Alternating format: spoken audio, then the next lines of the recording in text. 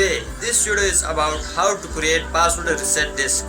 अगर आपके कंप्यूटर का पासवर्ड आपसे भूल जाए और आप उसको यूएसबी के जरिए से रिसेट किस तरह करेंगे, आप इसी वीडियो को देख रहे हैं, आप इसी में सीखेंगे कि आप किस तरह यूएसबी के जरिए पासवर्ड रिसेट करेंगे। बिस्मिल्लाहिर्रहमानिर्रहीम, अस्सलाम वालेकुम। पीसी प्रो टिप्स के एक नए वीडियो में खुशामदीद। तो चलिए कंप्यूटर की स्क्रीन तरफ चलते हैं, आप लोग सीखेंगे how to create password reset disc.